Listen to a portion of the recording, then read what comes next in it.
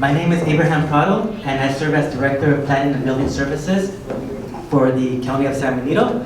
I have been in the County of San Benito for 2 years approximately, but I bring with me approximately 18 years of planning experience. And I'm very happy to be here, very happy to see the turnout and the response from the community.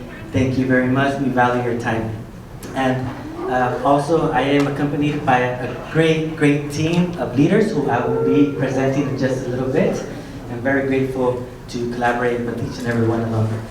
Before I get into the objective of today's, welcome, come on in. Before I get into the objective of tonight's community meeting, what I would like to do is give a warm thank you specifically from the team to everybody who's here. Starting out with, I see some of the elected officials from the county. Thank you so much for being here. I see some appointed officials from the county. Thank you for being here. I see representatives from some of our responsible agencies, such as the school districts. So thank you for being a part of this community workshop. And a very warm, heartfelt thank you to each and every one of you for being here. We know that everybody has busy lifestyle, things to do, and we thank you for taking some time out of your day to be here to listen to some very important aspects of the county. So with that, the objective of tonight's meeting is to provide information, but also to solicit feedback on 3 very important aspects of the county. There's so many different things with the county, but we're going to focus on 3 today. And these are the San Benito County General Plan, and I'll go into these in a little bit more into detail. The second is the housing element update, housing, another very important topic for San Benito County. And the third is impact fees, which are fees that are imposed on developers for new developments, such as commercial, residential, or industrial. So welcome, come on in everybody. And very briefly, I want to say that I'm going to be focusing on the general plan, and we'll have other colleagues come in and talk about the housing element and also the impact fees. Very efficiently. And so regarding the general plan, essentially what I'm going to be focusing on is the land use element of the general plan, where the county has indicated that agriculture should be located, housing should be located, commercial should be located, and industrial land uses should be located. So we'll talk about that in a little bit. And then also very importantly, I'm going to address what it takes, what the process would be to make changes to the general plan, legally known as general plan amendments. And we'll try to, we can focus a whole day on what it consists to do a general plan amendment, but I'm going to try to go through it as efficiently as possible. And if you have any questions, we're going to have the ability to break up into tables, and we'll explain a little bit more about that in just a little bit. And we can ask questions at that time. And so then after I'm done with the land use element and general plan amendment process, I'm going to pass it over at that point to my colleague, Principal Planner Ariel Goodspeed, who is here, and we'll be talking about the agricultural elements that we are currently working on here in the County of San Benito. And then when she finishes that, she's going to pass it over to our County Engineer and Public Works Administrator, Steve Luke, who's going to be addressing the circulation element, essentially the road network of the County of San Benito. And then after he is done, he's going to pass it over to the county's consultant on the housing element, which is Kimberly Horn, and we have Mr. Brian De La Torre, who's going to be here and talk about the housing element update. And he's going to be accompanied by the county's associate planner, Stephanie Reck. And after they present, then we're going to pass it on to our county's administrative team, led by Ms. Dulce Alonso, principal analyst, and she's going to address the impact fees. Again, as I mentioned, these are the fees that are imposed to developers for new development. So with that being said, we're going to start on the San Benito County 2035 General Plan. So San Benito County General Plan is a document, it's a legislative document that's adopted by the Board of Supervisors, and it has a 20-year horizon. It was adopted in 2015, and it has a horizon of 20 years, all the way to 2035. And this general plan has required information from the state of California that addresses county needs. And these are the required information that has to be within the general plan. You can see it here is land use information, essentially where each type of land use should be located at, such as agriculture, housing, residential, commercial, and so forth. And like I said, I'll focus a little bit more on that in a little bit. Circulation, the road network of the County of San Benito. Housing, what are the housing needs of the jurisdiction, and what policy can be included in the housing element to be able to address these housing needs. Conservation, what areas within the County of San Benito should be preserved. Open space, what areas within the County of San Benito should be considered open space. And safety, noise are other elements or information within the general plan where there's policy for it to be addressed. There's also an optional area where each jurisdiction can have additional elements, and San Benito County actually has 3. One of them is economic developments, the other is public facilities and services, and the last one is administrative. So that's in addition to the required elements from the state. And like I mentioned, the current general plan was adopted in 2015, but it actually started in 2007 with the various public hearings, public workshops, and so forth and so on. So it was about an 8-year process to get it adopted. And this is a requirement for all jurisdictions throughout the state of California, cities and counties.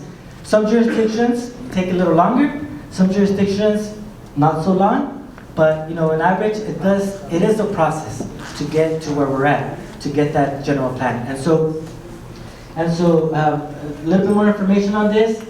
The general plan per government code can be amended up to 4 times per year. So there could be changes to it, and that's the requirement is no more than 4 per year. And then also per government code section 65400, there is a requirement for the county or for each jurisdiction to report to the state, to the Office of Planning and Research, regarding what the jurisdiction has done to meet the policy, to meet the needs of each of the elements. And then also requirement to send the information, an annual report to the State of California Housing and Community Development as well, ensuring that the jurisdiction has been responding or implementing the policy that's required out of the general plan. Before we get into the land use aspect of it, I want to say that each element has to be interrelated. It has to correlate. For example, the conservation element can say that there are certain lots that are going to be preserved, and then, for example, the land use element is indicating that those same lots will be developed for residential in the future. They have to correlate. Each element has to correlate with one another. So this brings us to the land use element of the general plan. The land use element has various different land use designations throughout. As you can see here in the middle, it's a little bit hard to see, but when you have the opportunity to go into the tables, the general plan table, you'll see maps a little bit more, where you have the opportunity to see a close-up of all the different land use designations. The gray area here in the map is the city of Hollister. The city of Hollister is its own jurisdiction, and they have their own land use. But as you can see, like around the city, the lime green color, and kind of going towards the west, towards Highway 101, that is the agricultural land use designation, where essentially row crops, orchards are permitted in that area. And also, there is the ability to allow for 1 dwelling unit per 5 acres. Also, in the agricultural areas, and essentially all areas where agriculture is allowed, there is the ability now with states legislature to be able to provide housing for farm workers. And so that is specified a little bit more in the housing element update that we'll be discussing a little bit more presentation or in the table. Also, there is, for example, the majority of the map, it's like a darker green color. That's the rangeland designation. And that's essentially designated for areas where there's more for grazing, hills, mountains, and also agriculture is allowed in these areas as well. It's supported, and it allows for 1 dwelling unit per 40 acres. We see, for example, areas in Borage that are kind of like towards the west, towards the east of Hollister and south of Ridgemark, and that is the residential mix designation where housing units up to 8 units per acre are allowed, but if there are services such as sewer with like an outer jurisdiction agreement with the city of Hollister, or water service with San Benito County Water, there could be up to 20 dwelling units per acre on these designations. And then, for example, in some of these circles that you see here, again, when we go into the tables, you'll see a little bit more of those up.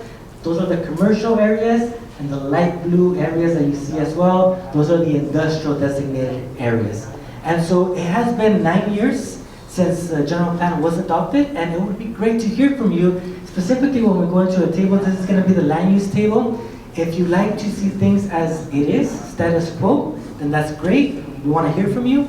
If you want to start seeing some changes, in particular, for example, on some land uses, then we want to hear that from you as well. This is one of the reasons why we're having this community meeting. So that would be great to hear from you and to see. And we'll have a map where you can just go straight to the map. You don't even have to tell us anything, and you can indicate status quo, or you can indicate this is where we want to see more of this. And then here, just the county's large, over 890,000 acres and approximately 1,391 square miles. I want to get into, like, if we are going to do some changes in the near future or in the future on the general plan, just want to briefly go over the process. And that, you know, as explained a little bit, to do the update of the overall general plan, it was about an 8-year process. Obviously, general plan amendments do not have to take that long, but there is a process. And so the very first step is that either the Board of Supervisors, the Planning Commission, or any member of the public can essentially request a change into the general plan, a general plan amendment. And that's the first step is working with the Planning Department with the county, and then the Planning Department will present to the Board of Supervisors step number 1, which is the initiation. If the Board of Supervisors indicate that, you know, the change is worthy to initiate, then if the majority of the board votes yes, then the process starts. The change does not occur. That's just the initiation part of it. The entire process starts at that point. If they say no, then it just ends at that point.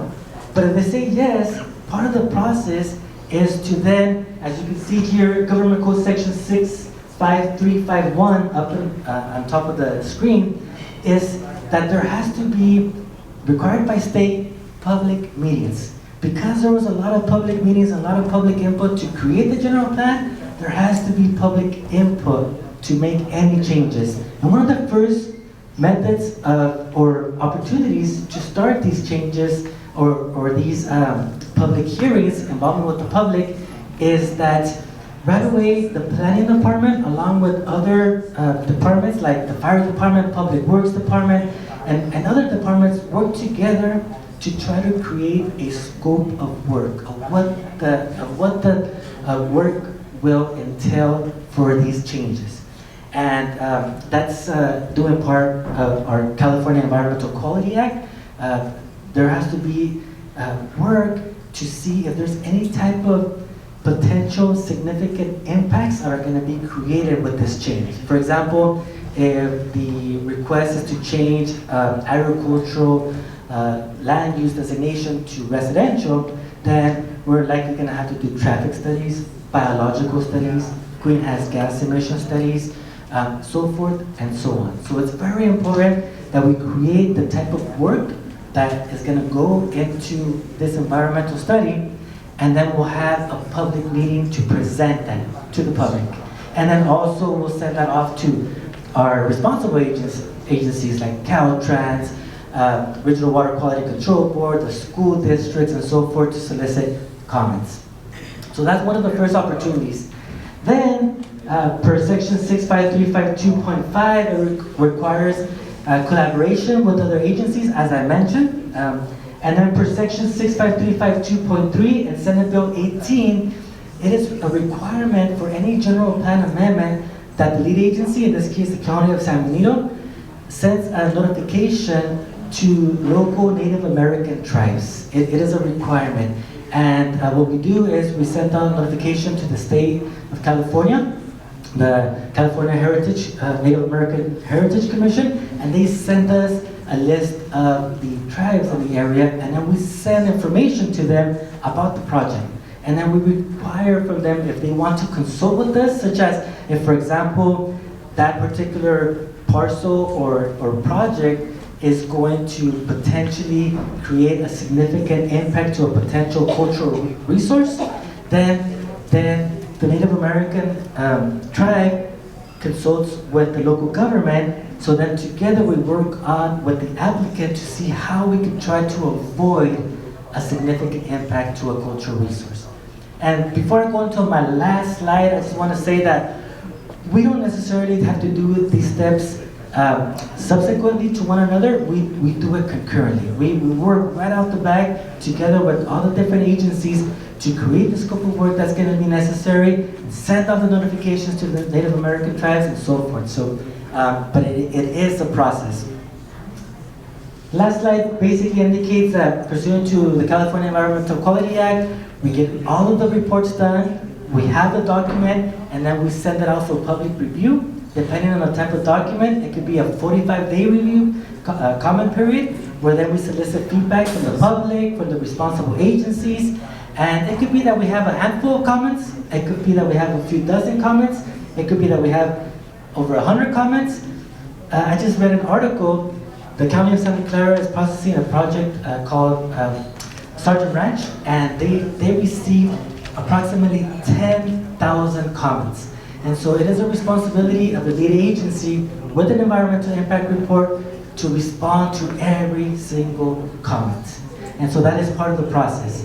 Once that is required, once that's complete, then we start the public hearings with the Planning Commission, and then the Planning Commission can then recommend at that point to either approve the general plan amendment to the county, the Board of Supervisors, or to not approve the general plan amendment to the Board of Supervisors. And in the 2 years that I've been here, I've seen both. I've seen recommendations for approval, and I've seen recommendations for not approval. So even after all of this process, it can still be potentially denied.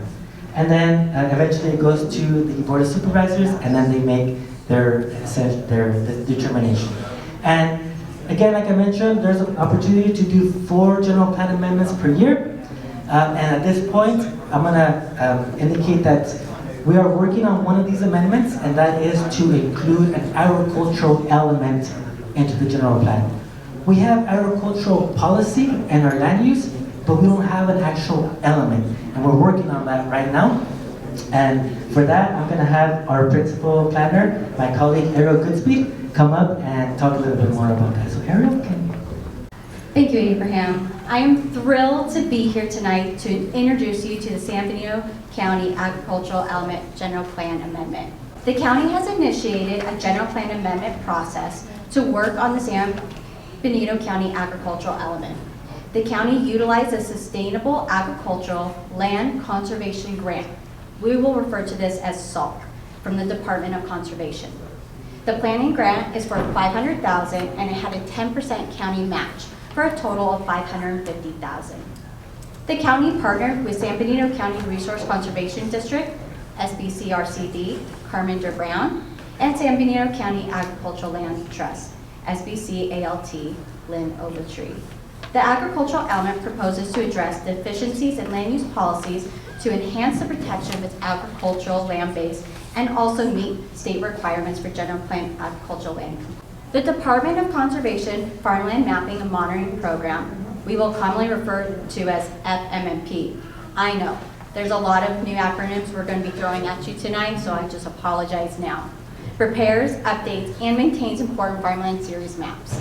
These maps are prepared and maintained as an automated map and database system to record and report changes in the use of agricultural lands every 2 years on even-numbered calendar years. So you can expect to see updated maps coming later this year. Agricultural land is rated according to soil quality and irrigation status. The best quality land is called prime farmland, and you can see that in the dark green. Agricultural land is, in preparing maps, the department considers all information collected or received on the amount of land converted to or from agricultural use and between agricultural categories. The different categories depicted on the slide behind me, and you can see closer up at the table right next to the land use table Abraham was mentioning, is farmland of local importance, farmland of statewide importance, grazing land, other land, prime farmland as mentioned, and unique farmland. Here is a timeline of the progress made thus far in the Agricultural Element General Plan Amendment. This process started last March when the Board of Supervisors initiated a general plan amendment, as Abraham just indicated, as the first step. On September 8, 2023, after a lot of work coordinated between the county, SBCRCD, and SBCALT, the county submitted our grant application to the Department of Conservation. On December 14, 2023, the Strategic Growth Council awarded the county the SALT grant. In February, the county posted an RFP to hire a consultant to assist the county on this project. And between April and May, the county executed a contract between ICF, SBCRCD, and SBCALT. The SALT grant agreement between the county and the state was executed this morning, and tonight kicks off the community engagement and outreach. The county is going to be working to have an agricultural element adopted by the Board of Supervisors by September 2025. But as Abraham indicated, there are a lot of steps that go into that process, so timelines may change. The following tasks the county will be working on to complete the San Benito County Agriculture General Plan Amendment include Task 1, Project Management and Coordination. Essentially, this includes scheduling and meetings. Task 2, Mapping and Risk Assessment.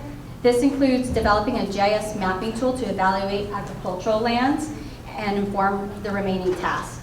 There are some existing mapping, such as the FMMP that I had discussed before, and others like LESAA. Task 3, Review existing general plan land use designation and policies. This includes review of general plan policies such as our county policy of one-to-one mitigation, reviews of policies relevant to local, regional, and state policies, and researches science-based soil practices to better inform planning activities and mitigation. Task 4, Community Engagement and Partnership Development. This task is one of the most important tasks of the Agricultural Element General Plan Amendment. As the county needs community and leaders and stakeholders in different sectors to help create the plan and policies that will be the best for this community, San Benito County. The county will develop a community engagement and outreach plan, and part of this is going to include and assemble an advisory stakeholder planning group. More information will be coming out next month. Please check for updates on our website, and please come find me at the tables afterward if you're interested in participating in this plan. I will be over here to your right. Task 5, Economic Assessment and Analysis of Agricultural and Natural Lands. This task will include a baseline analysis qualifying the cumulative economic effects of San Benito County agriculture, identifying potential future economic development opportunities, and building an agricultural economic development plan. This is important as the goals of the policies we look at need to make sure we are championing a robust agricultural economy for San Benito County for generations to come. Task 6, Climate Change Analysis. This task will help address the relationship of the agricultural element, multi-benefit community strategies that will reduce greenhouse gas emissions and look at the benefits farming has on carbon sequestration. Task 7, Agricultural Element Documents. This task includes the administrative and public drafts of San Benito County Agricultural Element that incorporates the community's collaboration throughout the process, collects public comment, and will put together the public draft of the agricultural element. And plan completion, as Abraham described, this is where we go to the Planning Commission for a recommendation to the board, and then the Board of Supervisors for adoption. Now, here to keep you in the loop on circulation and roads is Public Works Administrator Steve Luke. All right, thanks, Ariel. Steve Luke, Public Works Administrator.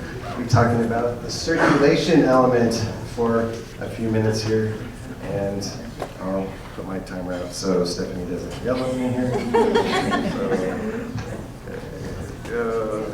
Okay, so circulation element. You've heard about the general plan updates. You're going to hear more about housing elements. So all those work together to require and necessitate a roadway network. And so just so you kind of understand kind of the hierarchy of roadways, and also perhaps I get a few less phone calls per week. If you're on a state route with a number on it, like Highway 25, 101, 129, 156, that's actually a Caltrans state facility. And they have the most traffic, the thickest pavement sections, and they connect to arterials. Arterials are essentially 2 to 6 lane roads, and they bring some of that large traffic from the state highways into our county. And then as you get closer into neighborhoods and denser development, you'll likely be on a collector road. And then the collector roads feed into our local roadway network that we simply call local roads. So on the diagram, and I'll zoom in a minute, our local roads, we color gray, collector's green, arterials blue. And I'm going to go through some upcoming projects in the next 6-8 months that we're actually going to start, in case some of the folks haven't been at our Board of Supervisor meetings, because they're during the day.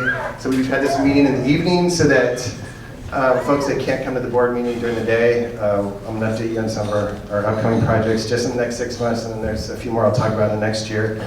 But just to give you an idea, if I'll go back one slide, a local road, if it's built brand new, it's going to have approximately 3 inches of asphalt and 8 inches of base rock, so about 11 inches thick.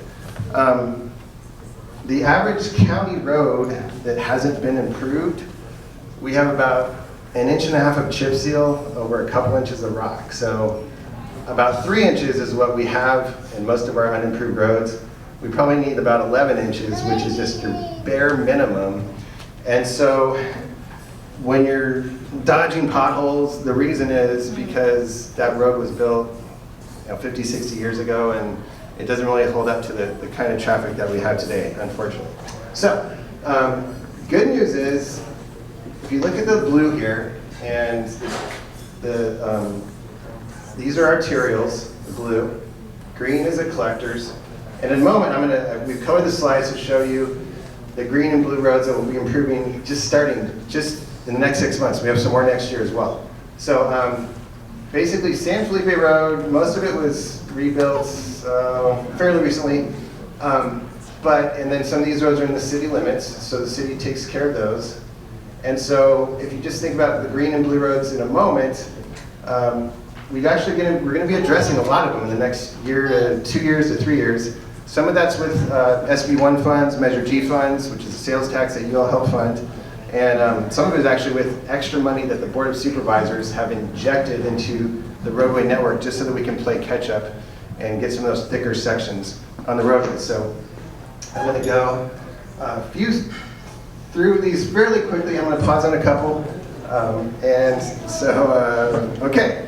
So here we go. Over the next, just in the next 6 months, so we're going to be starting Wright Road from Buena Vista to Highway 25, which is a collector, green. So green's collectors.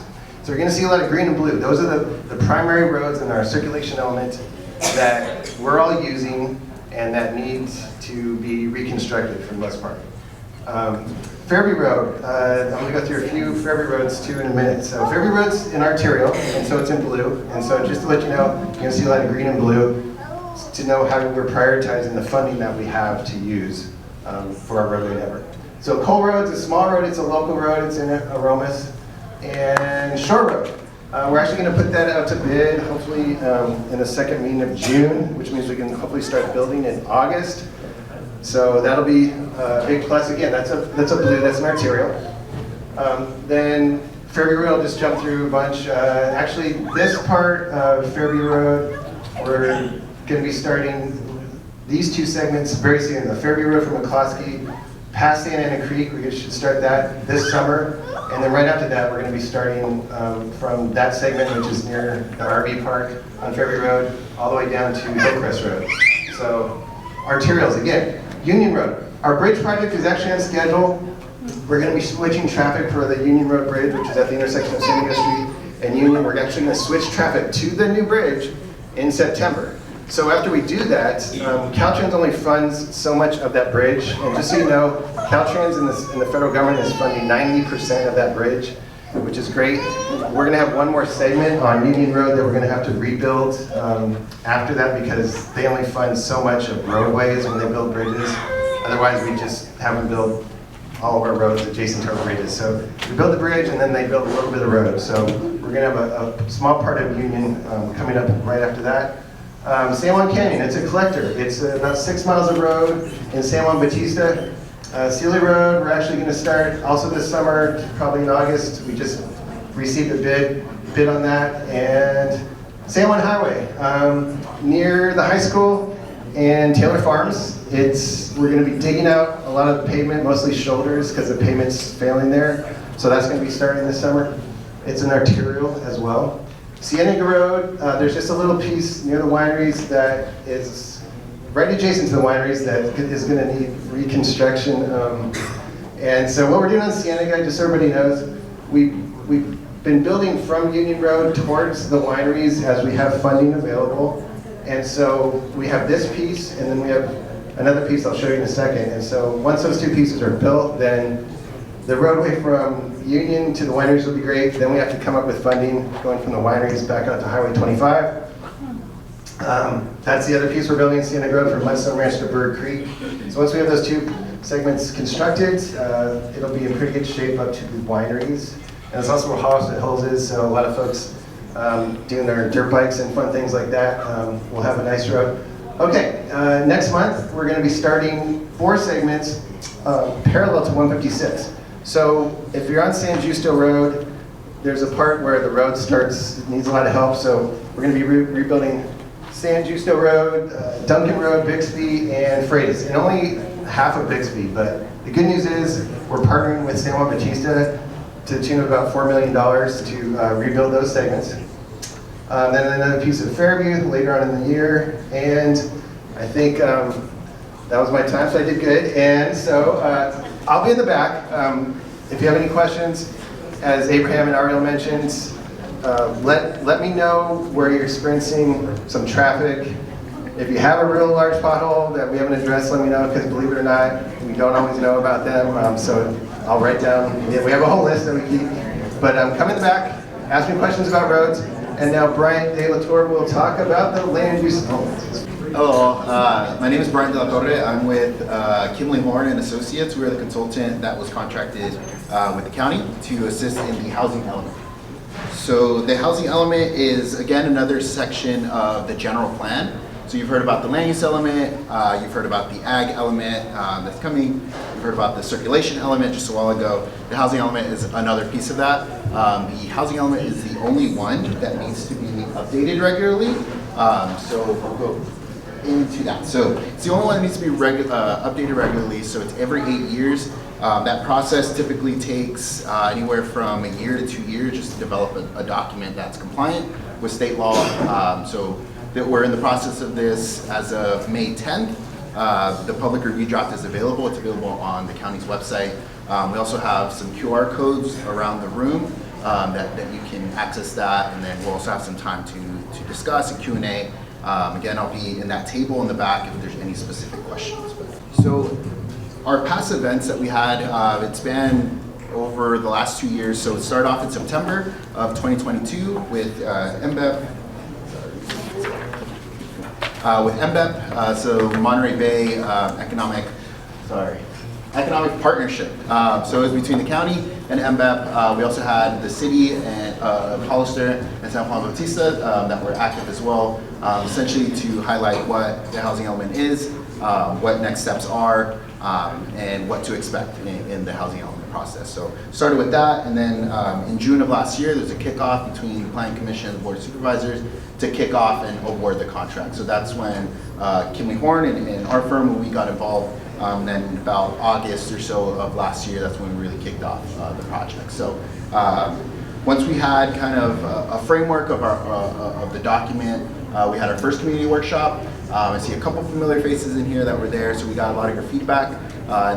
In that meeting, we got a lot of feedback that there isn't a lot of options for housing. Regardless if it's affordable or not, there's just not a lot of housing types. There's an interest in just having an expansion of just housing, period. So we heard stories of people who have friends and family who want to live in the county or in the city, but there's just not enough housing. So that was some of the feedback we got there. We incorporated that into our draft as much as we could, just to address some of those comments that we received. Then a couple weeks ago, on April 30th, we had a joint meeting with the Planning Commission and Board of Supervisors to let them know about the draft's availability, or before it was available. Let them know, what to expect, what's in there. We had a series of maps, some of which you can see in the room, just to identify some of the sites that we have. And then we had another meeting last night, essentially very similar, just to notice of the availability of the draft. And then we are here tonight. So we have the housing element. One of the biggest requirements is, or the intent of the plan is to identify sites to accommodate new housing. So what that's called is RHNA, it's short for Regional Housing Needs Allocation, and every jurisdiction is required or has their own. For the county, we have a breakdown, which is here at the bottom. If I can find the laser. 754 for the whole entire county. So this is just the unincorporated areas of the county. So the two incorporated cities have their own RHNA. For the city of Hollister, it's over 4,000. For San Juan Bautista, I think it's like 300 or something. I don't know. It's very little. But for the unincorporated county, it's 754. As you can see, it's broken down by income categories. So the county is required to accommodate these units on properties that are in our jurisdiction and identify them by income category. And then at the bottom in the asterisk, we'll see it's very small, but just for reference, we have that income range of what a family of four, what their income range would be and where it would fall within the income categories. So we can see just for low income and very low income. So a family of four making up to 89,000 would be considered low income and very low income. This is shocking because we see many families who fall into this range, approximately 37.6 as of 2022 data. So we see there's a significant need for affordable housing for all households, and specifically for low and very low income households. So to accommodate our need, we reference the existing zoning, existing general plan land uses, and what is currently allowed. We determined that to accommodate higher density developments, which can typically accommodate more affordable housing, we needed to implement a higher density. So in this plan, you'll see that we've proposed a residential high rezone to go above what's currently allowed. So currently, the largest density is allowing 20 dwelling units per acre, which we thought was insufficient for the amount of housing that we need to accommodate. So we've identified 12 parcels around the county, most of which are surrounding the city of Hollister, and we've identified them to be rezoned for either 25 to 45 dwelling units per acre or 45 to 65. But just here you'll see how we're going to accommodate our housing. So I'm going to turn around for this one. At the very top we have our need, so broken down by income, totaling 754 units. That's what we need to plan for. The first thing that we projected was our ADU construction. So we looked at the ADUs that were constructed from 2020 through 2023. We got the average for all 3 years, and then we just essentially projected that out for 8 years.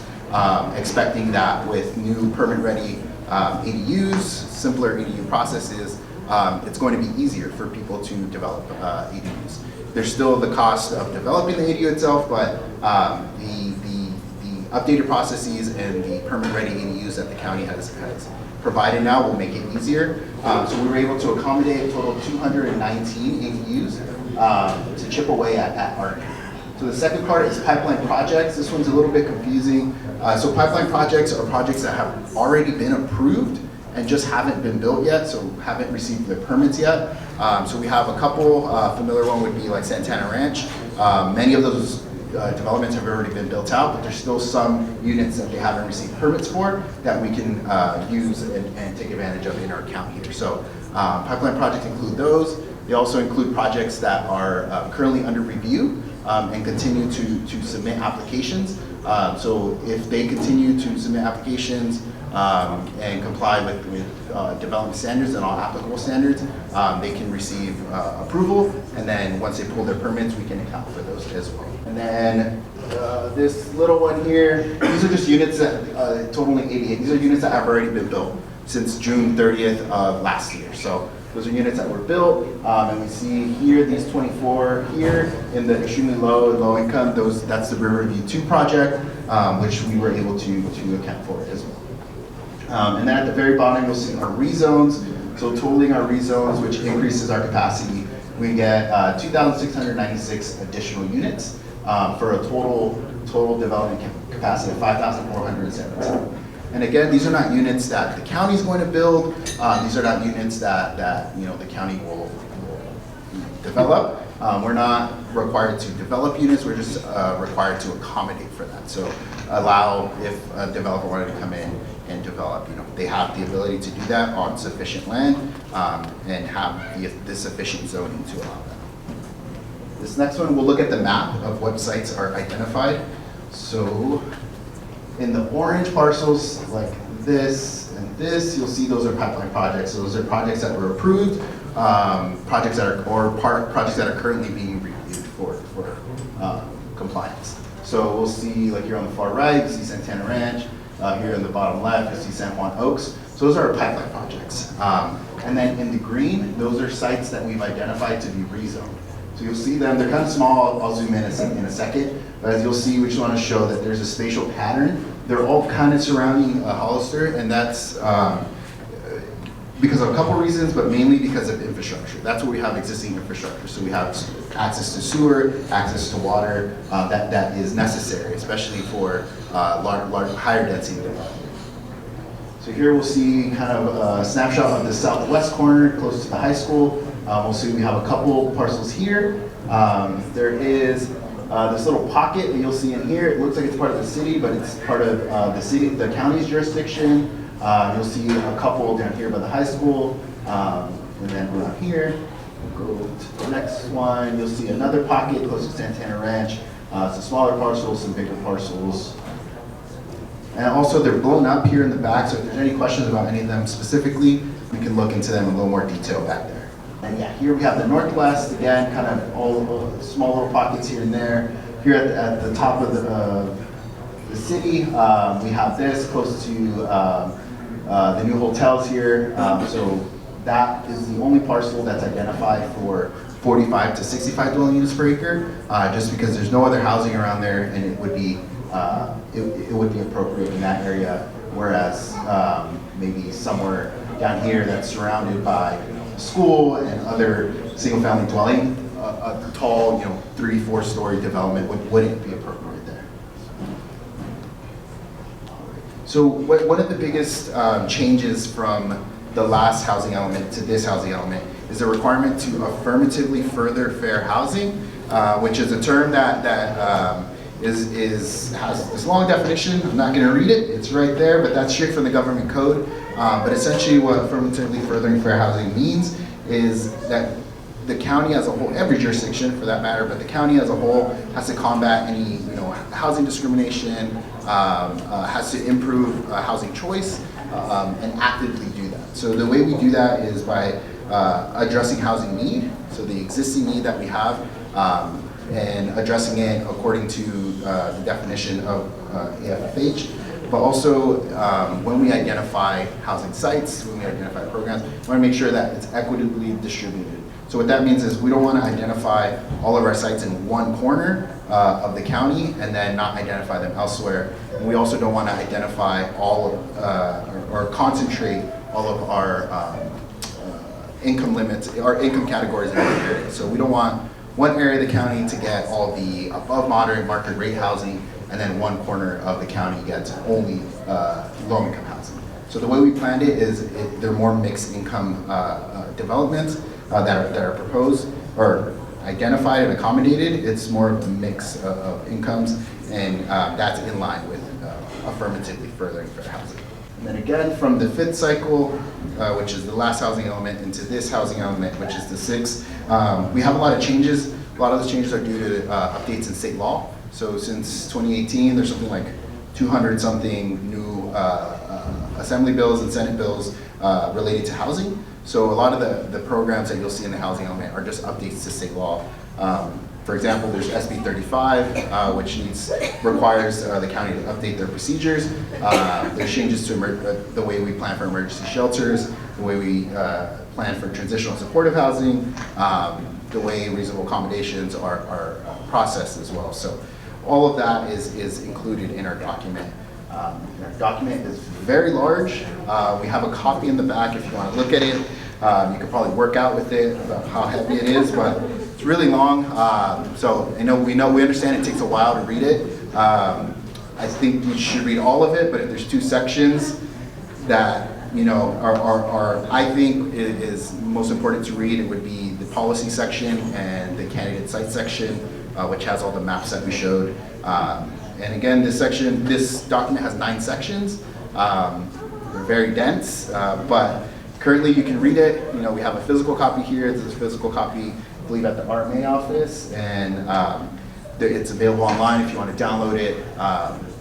We have, I believe, a link on one of these slides, and we'll also have QR codes where you can access it. So yeah, like I mentioned earlier, this document was made available on May 10th. And it will continue to be available throughout the whole process. But there's a 30-day mandatory requirement that the county has to accept public comment. So that 30-day period will end on June 9th. And again, I want to reiterate, this is not the last time we're accepting comments. That's just the deadline to have your comments considered before we submit to the state. So we'll be submitting to the Housing and Community Development Department of California, and they're who will review our document for compliance and will ultimately be the ones who will certify this housing element as compliant. All right. So this is the link to access it. So just tinyurl.com/San Benito County Housing Element. There it'll take you to the county's website, and on the county's website you'll see this exactly. And you can download, if you press this here, you'll download the whole document, which is what you see back there, or you can download individual sections. So next steps, we just completed the second joint study session, which was last night. We're at the community workshop now. On June 9th, that's when the public group 30-day mandated public review concludes. We'll need to take at least 10 days to review all comments that were received, and if appropriate, we'll make revisions before submitting to HCD. So around mid-June is when we estimate that we'll be submitting directly to the city. And with that, I'll introduce Dulce, and thank you all. I'll be in the back corner if there's any other questions. Thank you. Good afternoon, everybody. I am the last person before you get to interact with us at the tables with the special topics. But just to show in the rooms, can you look, or if you know what impact fees are or what they're for, show of hands in the room.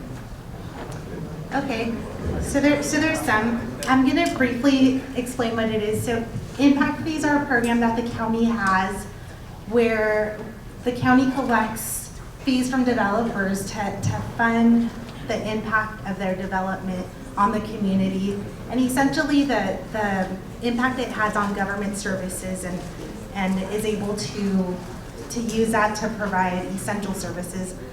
The school district also charges impact fees, and they charge based on the impact of growth that it's going to have on the school district. So as a county, our program is an impact on county service. So quickly, impact fees are paid by developers as a one-time fee when they're pulling planning permits. And they're based on a geographical area and for a specific item. So I'll move forward to the next slide. So we're currently undergoing a study where we're looking at 9 of these categories you see behind me. And they include general governments, parks and recs, law enforcement, fire, library, detention, storms, and also a general plan update. Kind of move forward. So that's what our study includes. The study looks at projections and growth and anticipates that the impact that the community will, what new development would have on the community. So we actually are using for our growth projections MBEP's draft numbers here, where based on this, the projections are for 2023 to 2050. And these percentages were used to calculate how much we can charge for the impact fees.